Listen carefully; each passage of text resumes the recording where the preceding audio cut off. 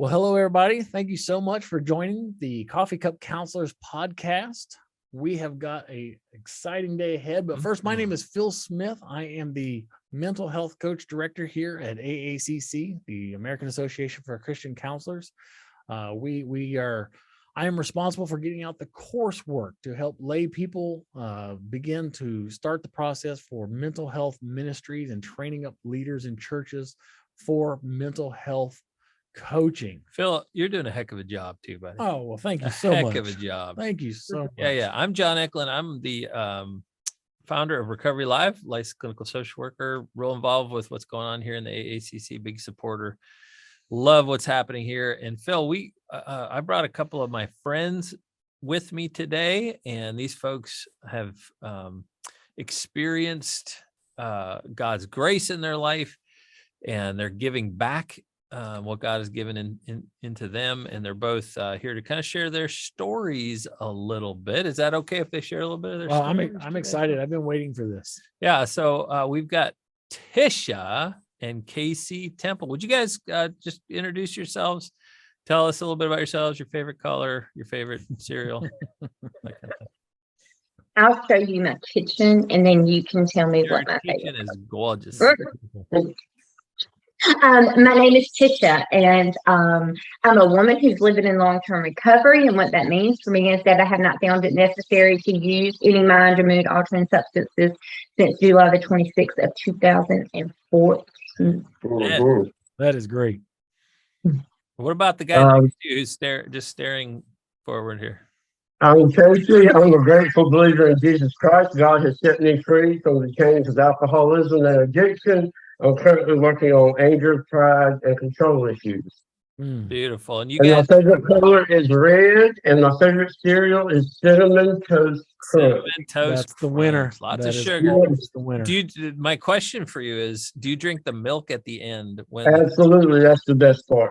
Because that's a little bit of like a sugar rush, I imagine. Mm-hmm. They should put Absolutely.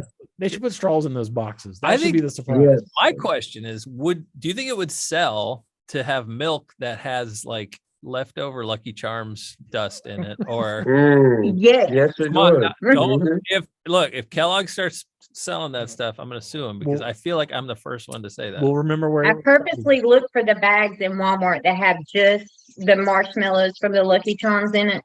They occasionally have them in That's there, and I'm very right. grateful. That's something to be grateful for. Amen. Well, these two And folks. teal, we got to add that teal. I didn't say my favorite color. All teal, everything. Teal. Okay. Teal. Okay. All right. That's pretty specific. Teal.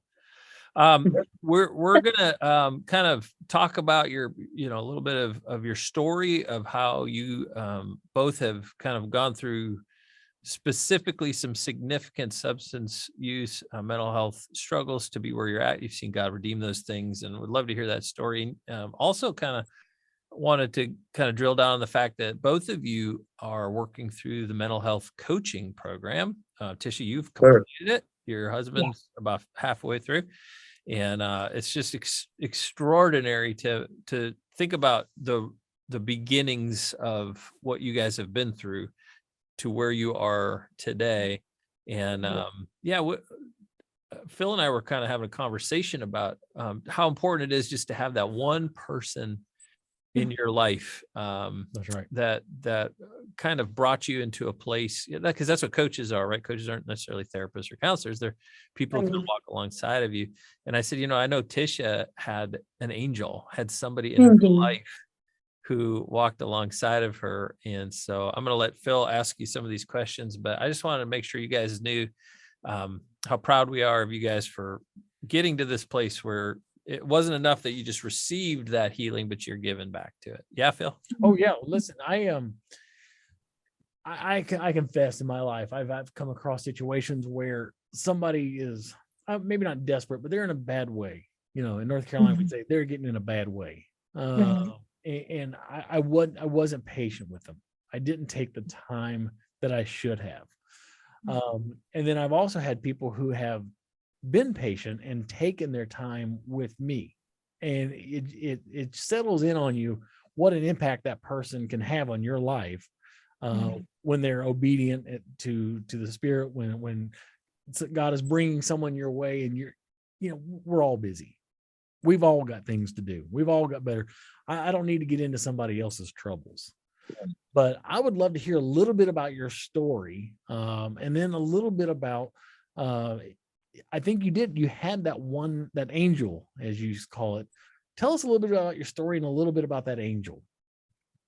So I was born and raised in a small town, Henderson, North Carolina. Everybody kind of knows everybody. I was born and raised in a Christian home. My grandmother was a good Christian woman. She instilled a lot of goodness inside of us in church every time the doors were open. I played piano. I played trumpet. I was a cheerleader. I made good grades. I was on student council. I truly just had a good childhood. My mom and dad were both addicts and alcoholics, but my grandmother sheltered us from those things. She raised my older sister and I. And although my parents had troubles of their own, my grandmother always met them where they were, and she always kept it from happening in front of us. And so I didn't even know until I knew. And it was like, how did I not know that? But anyway, so 26 years old, I had not ever drank alcohol, smoked a cigarette, no weed, nothing. I just did not have a desire to pick up any of those things. 26 years old, I went out to a bachelorette party and I tried alcohol, cocaine, pills, and cigarettes all for the first time in the same night. And I truly believe that that genetic factor had been passed on to me. And not knowing at that moment what was happening, I quickly fell into a trap of, I like the way that this makes me feel, and immediately started to look for those things the next day, right? So I tried something hardcore all at the first time and then immediately fell into it. Within 6 months, I had abandoned my children. I had walked away from my family, walked away from the good life that I had, and was actively seeking substances in the neighborhoods where it was very prevalent. I became homeless very quickly. My family and friends tried to do everything that they could to be supportive, to try to, what is it that we can help you do? Why are you doing this? And I just didn't have any of the answers for it. And the only space that I had was to continue to use. So very quickly, I fell down that hole. So with that being said, being in a very small town, everybody knows everybody. I was prostituting, I was stealing, I was destroying communities. I was out in broad daylight. I was out at nighttime. There were only a couple of streets and roads where the people that I was buying drugs from lived, and where I did what I needed to do to make money. And within those very few roads, a lady that had been brought into my life very early on in my age, that I was not close to, but I did know, lived in that area with her family. She had grown up in a house beside my cousins when I was smaller. So I had met her when I was younger, but not had a relationship with her. And then when my children went to daycare and I was at home taking care of my children, she was their daycare teacher. And so she lived in this neighborhood where I actively used. So I mean, on Sunday mornings when people were on their way to church, they were passing me standing on the corner. I'm homeless, not taking a bath, not changing my clothes, drug activity going on all around me. And so even like my sister or my mom, just people, right, that knew me, people I went to school with, people I worked with, would pass me, because you can't help but to do that because it's a small town.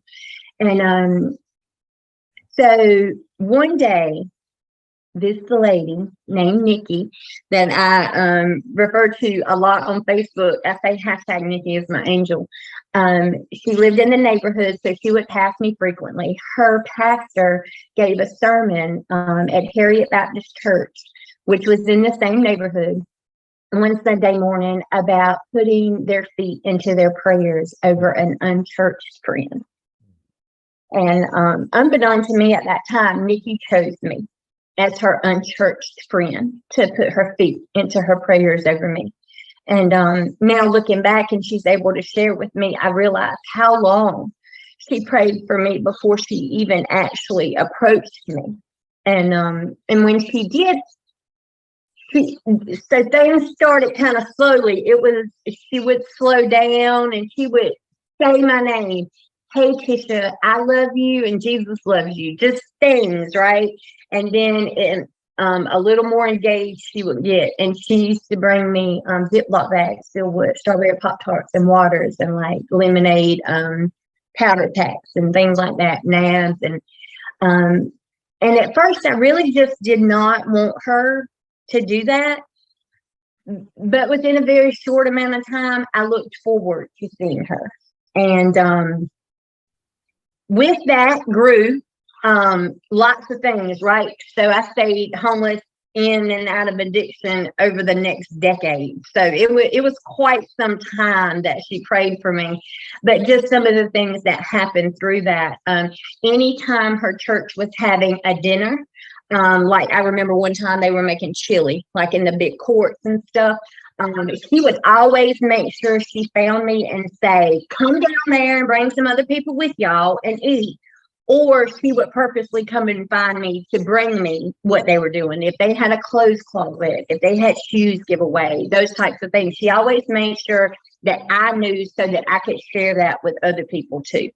And so it became a safe place for me.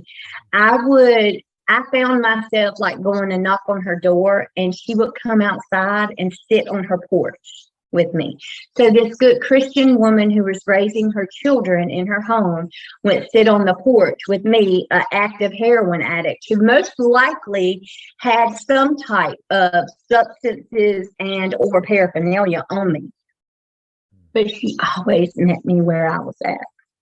She never forced a conversation about God on me, but she would always say before I left, can I pray with you? And I wanted her to. I couldn't pray for myself. And I know now that I became comfortable going to her because I was being drawn back to him. And it wasn't so much about being drawn to her, but it was God working through her. And she's even washed and bandaged my blistered feet.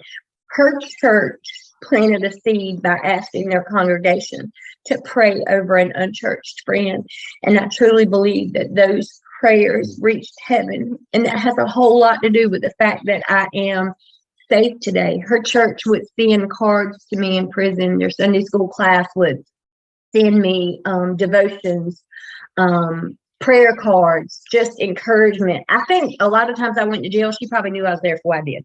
Did I just hear you say prison? Yes. 3 times. I've been to jail more times than I can count on my fingers and toes. And I have been separately sentenced to prison on 3 different occasions. Yes, sir. One person can make a difference. Indeed. One person can make a difference. And I think that's what, Phil, this mental health coaching program is all about, is just one person saying, you know what, I'll raise my hand. I'll say yes. I'll take the training and I'll see what I can do. And I love, how cool is that phrase, man? I think we make a t-shirt, put your feet to prayers, you know. Yes. Put action into what you pray for people, but what are you going to do? Put your feet to prayers. I love that. Casey, tell us a little bit about your background. How did you get into a situation where recovery and mental health services were something that you needed to get involved with? Would you tell us a little bit of your story? Yeah, I was raised in the Raleigh area. Just like Tisha, both of my parents were alcoholics and addicts, and a huge thing in my childhood was I never learned how to deal with my feelings and emotions in a healthy way. I never knew how to develop a right relationship with another human being. And so as a result of that, I stayed away from people and I learned to stuff my feelings down and never express how I truly felt with another human being. And it's not necessarily that I never had a safe person. It was just, I know now that I was depressed as a child. At times I would cry myself to sleep wishing I wouldn't wake up in the morning. And so going through high school, 17 years old, I smoked weed and drank for the first time. And from that day forward, I chased that to make me get outside of myself because I didn't like who I was. I didn't want to be me. So I just searched and searched and searched, whether it could be anything, to get outside of myself and not feel like me. Whether it was bad or good, I would sacrifice feeling bad as long as I didn't feel normal, if that makes sense. So at the age of 19, I know today that, marijuana and alcohol are depressants, and you put depressants on a depressed person and it intensifies it. And by the age of 19, I started having serious suicidal thoughts. At the age of 20, I held a 12-gauge shotgun under my face and I pulled the trigger. And not necessarily because I wanted to die, but because I wanted the pain to stop. My internal, emotional, mental pain got to a point to where that seemed to be the only viable option I had of ending the pain. There was no thoughts of anybody's feelings about any of my family, how they would feel if I was not here anymore. There was no thoughts of any of that. It was all about my feelings and my pain. How important is that? I don't want to interrupt your story, but I think that's so important when folks are trying to understand suicidal ideation or someone who is not completed suicide but attempted suicide. There's a lot of people who say, man, how selfish can you be, or how what you have so much to live for. But I think you saying some of these things that I didn't want to end my life necessarily. I just wanted the pain to stop. Absolutely. I think that's important for people to hear, is that you feel stuck, trapped, there's no way out, and you just can't stop. You can't shut that thing off, that pain. How just real quick, if somebody's going, man, I don't get this suicidal ideation stuff, what's important for people to understand about someone who is working through suicidal ideation? I would say, it is a false, to me, it's a false sense of hopelessness. That I had people that cared about me around me. I knew that. It was the strict, subconsciously, I did not feel comfortable telling someone how I felt. That it would make me seem to be lesser of a man if I told someone how I felt. Yeah. And that was basically what it boiled down to. Not feeling comfortable or being labeled as weak. And I know today that God's power is perfected in our weakness. And so I wish I had known then what I know now, but that attempt has made me and shaped me into exactly the person I am today. And I would say to anyone dealing with suicidal ideation or attempts or thoughts of attempts, that there is hope, and the hope is in Jesus Christ, our Lord and Savior. And I'm going to segue into, there's a lot of stigma attached to mental health in the church. And, I don't necessarily have one person that was there for me all the time, but I want to share that there was a seminary student going to the church I was attending in Durham. And I was getting to a complete and utter state of hopelessness. And I was reaching out to anyone that could help me. And I invited this guy to my house, and we got in the middle of the floor in the living room, and he held my hand, and we prayed. And I had no idea what that man prayed. But all I know is when he started, the moment he started praying, every tear that I should have shed throughout my whole life up to that point came rushing out in a waterfall at that moment. And instantly, I felt different. Instantly, my life was changed. And when that man walked out, something was different. It was as if God took my soul out and replaced it with his. Mm. And there was no longer any withdrawal symptoms from the alcohol and opiates. I was taking upwards of up to 40 to 50 Percocet a day just to feel normal. And there was no withdrawal symptoms. There was no shivers, no chills, no any withdrawal symptoms. The desire for substances was lifted instantly. And that person wasn't a psychiatrist, No, he wasn't. wasn't a licensed therapist.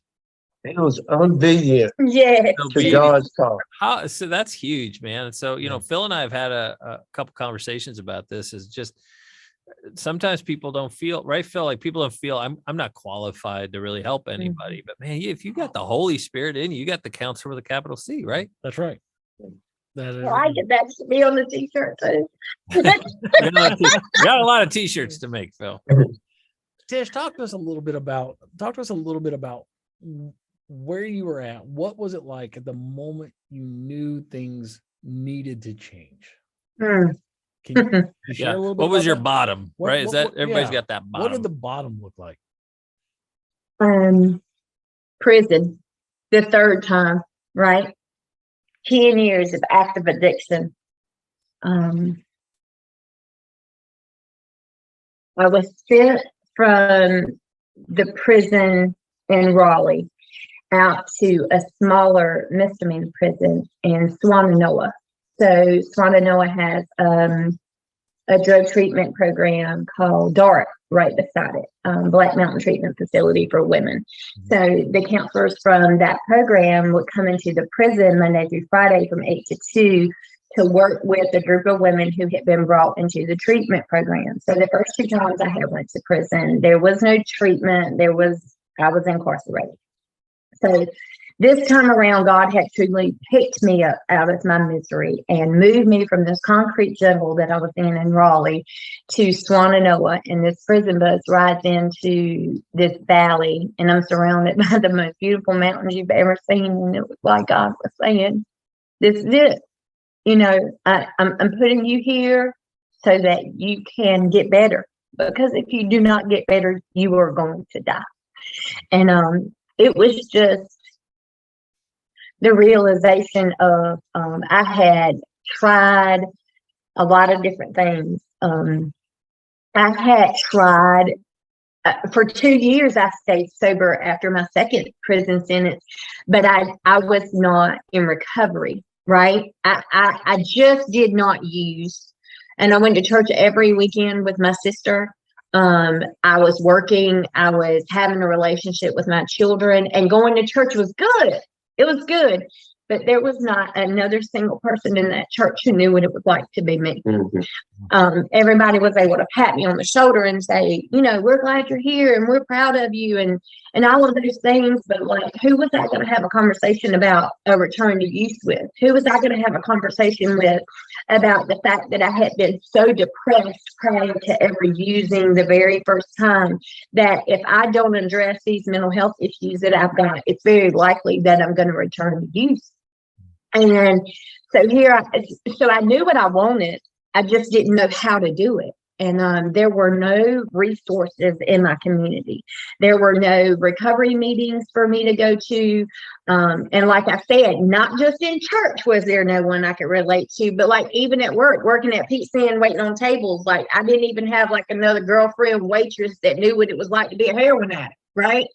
And so there's a lot of things I could talk to people about, but a lot of things that were still kind of inside of me. I didn't know anybody else who had used prostitution as a way to get money. So here I am, I'm in prison and I'm in a treatment program, purposely sent there for that. And I'm surrounded by 90 other women who know exactly what it feels like to be me. That's huge. And they are there for the same reason. They are incarcerated because their drug use took them to a place where they were committing crimes that we would not have been doing had we not been using substances and suffering from mental health disorders. So with that being said, very simply, my angel right? And her church sending me a recovery Bible into that prison. So the counselor had given me a treatment plan. I will never forget the fact that it had 33 things on it that I needed to be addressing. That's overwhelming. Self-esteem, shame, guilt. And I'm looking like, where do you start? I just want to like sleep 8 hours and wake up and brush my teeth and take a shower and eat a meal. Like that's getting normal for me. So here we are going to get normal and learn how to do things in a daily basis that I wasn't used to doing because I had been homeless. To let's talk about shame and guilt and your self-esteem. And I'm like, oh my gosh. But anyway, so the Bible comes in and of course, you know, the AA book is there. So here's this big book, and here is it connected to ways that people have not only gotten sober, but learned to maintain sobriety. Proven effective, it works. And it was all very foreign to me. And here comes this Bible, and it was the foundation that my grandmother had instilled in my life. She had given me the foundation that I needed to know who God was and what he could do when we step back and we allow him space to be able to move and work. And I did. I made a decision that I was not going to go out to the day room and watch the football game that I didn't care anything about anyway. But, you know, what everybody else is doing. I'm not going to be on the yard in my extra time. This woman has specifically given me this treatment plan because she's telling me if you work on these things, you can start to make some different decisions. And so I took that recovery Bible and I put it beside that AA book, and it all started to make sense. Like it made sense that God's word had been filled all those years ago with what I needed to be able to not only stay sober, but to help other people at the same time. So I stopped doing anything but taking my time to sit on my bunk and to read my Bible and work through those steps and do that treatment plan. And there was a little chair at the end of our bunk bed. I was in one room with another female. There was a chair in front of a window, and one day I got down off of that bunk and I went and got down on my knees, and with open hands, I mean, not trying to hold on to any of it. I was so tired. I did not want to go back home and not be a mama to my children. I did not want to go back home and be sick. I wasn't even getting high anymore. I was just like not being sick, right? My tolerance was just ridiculous. And I definitely didn't want to be in prison again or dead. And with open hands, I did the one thing that I know with absolute certainty that if we do with our whole heart, and I asked God to take that desire to use away from me, and I have not picked up heroin or crack cocaine in 8 years. Come on. By the grace of God. Amen. Those are the stories. I never get tired of hearing those stories. I never get tired of hearing those. Never. How never could you? Well, so, Casey, how did your story end, man? We got about halfway through yours. I interrupted you with the questions about suicidal ideation, but how did you get to where you are today? What kind of was your bottom? I know, you know, you and I have had many conversations. I've heard your story, and unfortunately, a lot of times that one altar experience, it's more of a starting line than a finish line, right? Yes, sir. Absolutely. As that wonderful person prayed for you and you felt that freedom, that wasn't the end of your journey, was it? Yes, sir. It was, yeah, like you said, it was just the beginning. You know, I had this preconceived notion that once I came to Christ, everything was going to be sunshine and rainbows. But after 9 days of being so engulfed with the Holy Spirit, I could barely stand myself. I felt so good, and I cried tears of joy for hours each of these 9 days. And I couldn't. I mean, I couldn't stand no more than 9 days of that. I was just, I felt like I was going to bust out of my skin. And I could sit here and try to describe how I felt for hours and still not do it justice to describe how I felt. But after 9 days, I justified taking a handful of opiates for some pain. And as soon as I did, that feeling was gone. And I chalk it up to, yes, God delivered me. And I reached a complete and utter state of hopelessness. And I reached out to God and He answered me. But there was no recovery program in line. There was no connection. Connection is so important in recovery and in mental health, in my opinion, and the church. The connection is huge in just living life. Being able to identify, like my beautiful wife talked about, being able to be around like-minded people that have gone through the same issues that we have been through is vital. And I just did not learn the reasons why I used it.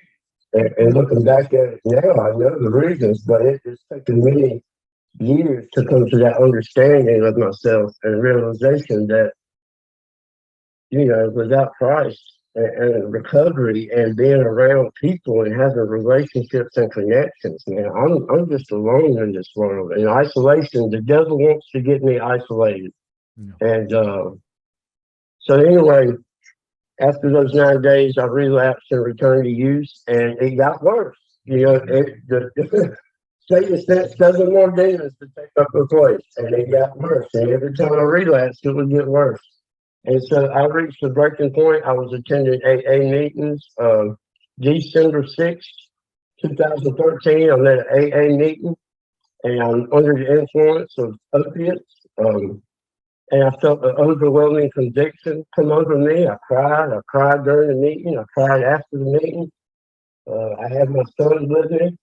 And on the way home, I contemplated ending my life. I got home. I got on my couch. I was Googling how to commit suicide by carbon monoxide poisoning. And I look over and I hear my son. I think he was 7 or 8 at the time. And he looked up and said, "Dad, what are you doing?" And man, I lost it. I'm sitting here trying to figure out how I'm about to end my life, and my 8-year-old son's asking me, "Daddy, what are you doing?" And I instantly reached this surrender, this complete surrender, this hopelessness, this letting go of everything that I've been holding on to. And I looked up and I said, "God, if you take away that desire one more time, I will live for you and give back what you've given me." And immediately, I didn't have this burning bush experience this time, but God set me free that night when I asked again. And from that day forward, it's been a slow process of feeling God next to me and His Spirit upon me. And that was, my sobriety date is December 7th, 2013. And I haven't found it necessary or had even urge to get higher drunk since then. And that's only by God's grace and realizing my weakness. I am weak, man. I am weak. I can do nothing on my own power.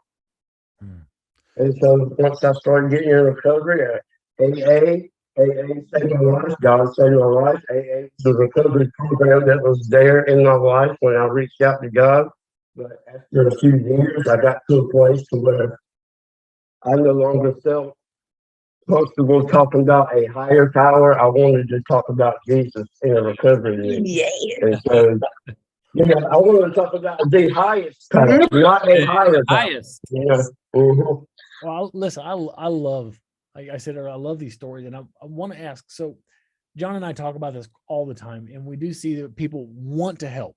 I would love to help. I want to be used by God in this capacity. I hear people all the time say, people are drawn to me to talk to me. People come to me, and they're always afraid to get involved. What would you say to somebody who knows that God wants to use them in this capacity to help and to serve, doing what you're doing now, but they're afraid to get started, or they don't know where to get started, or even, is it really worth it?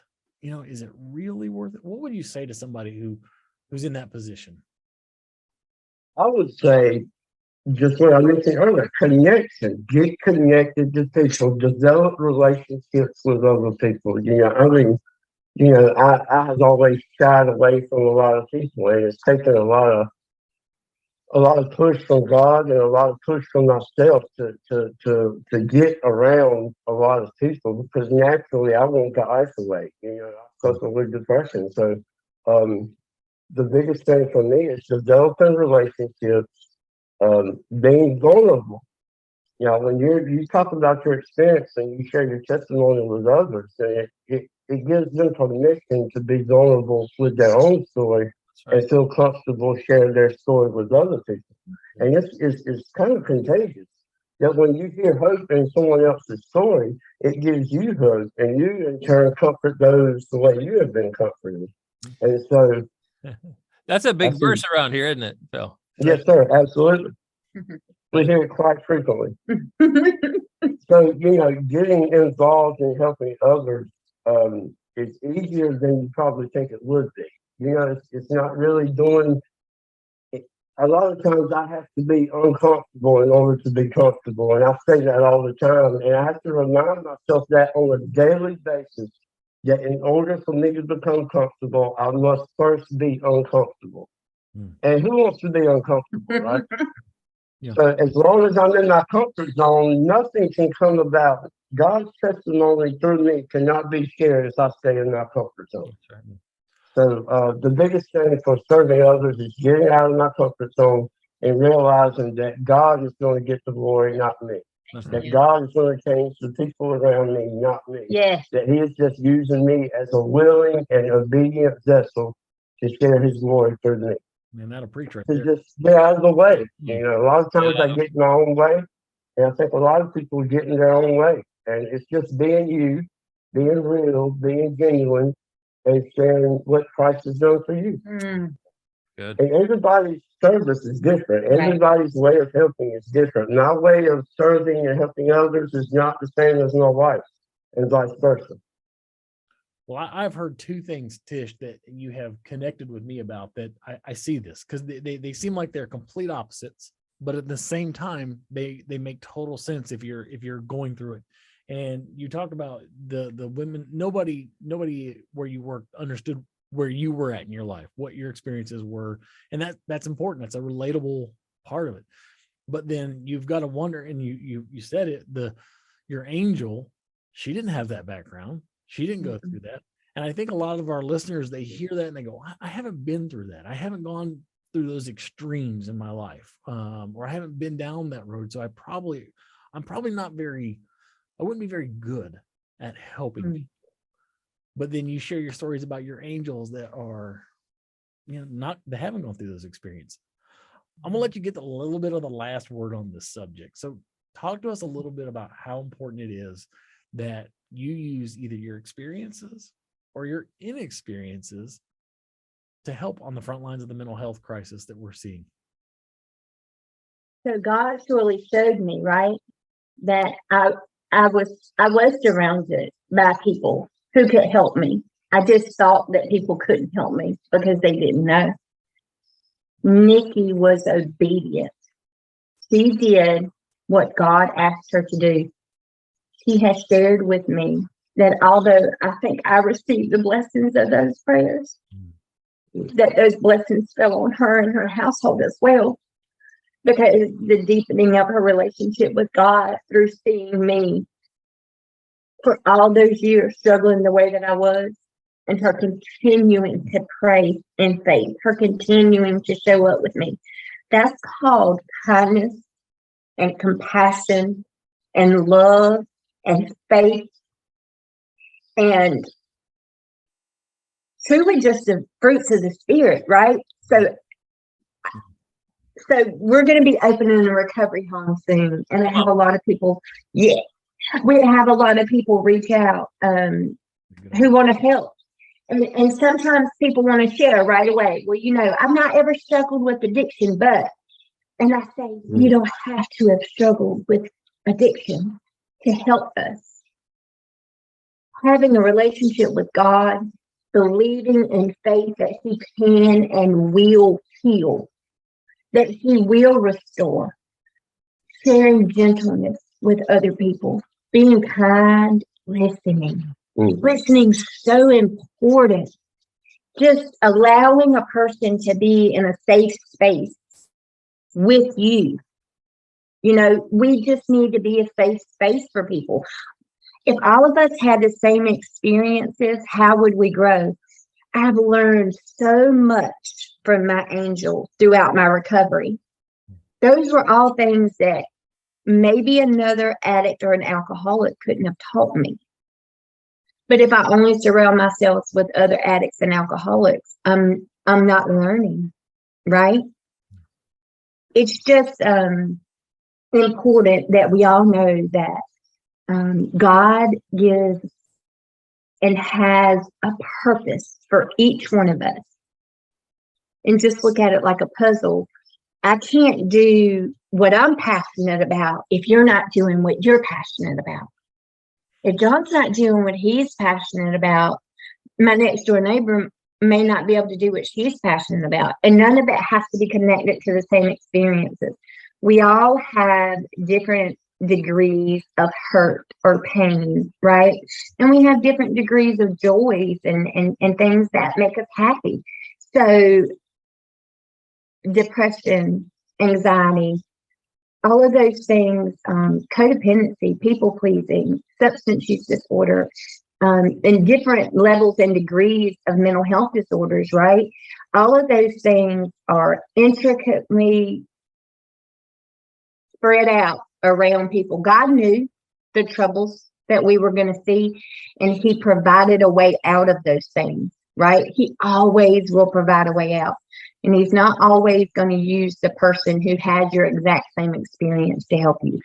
He's going to use the person who's willing to read the word, to go to church and get filled up, to show up and to serve, the person who prays, the person who's able to encourage, the people who are able to speak the truth. God just needs us to be willing. I love it. You know, one of my favorite answers to that question came from a longtime addict, somebody who's in the rooms for a long time with AA. And he simply says this. He says, you know what? Jesus never used drugs, and I'm pretty sure he knows how to help me. Me. Good. Just fine. It's like, okay, we're done. We're done here. Good point. Really good point. Well, guys, I want to thank you, Tish, Casey, so much for taking time out of your day to share with us and share your story, share your testimony. It is a powerful, powerful testimony. And really, Yes, indeed. I'm sure this is going to be one of the more listened to podcasts that we've had. I'm just so grateful that you shared your story. You know, if you're out there and you're thinking, I would love to be one of those people who wants to help. I would love to learn about this. We have a mental health coach program. You can go to lightuniversity.com, go to the search bar, put in mental health coach. And we would love to train you. We have scholarships. Yeah. We would love to train you on how to be able to listen, as Tish said, and to respond. And really want to thank you guys so much for being with us today. John, thank you so much for being a part of this. Man, love you guys. Appreciate you guys so much. Thank you. Thank you. Thank you. Thank you guys. Have a great day. Have a great day. And thank you so much for being with us today. Indeed. Take care.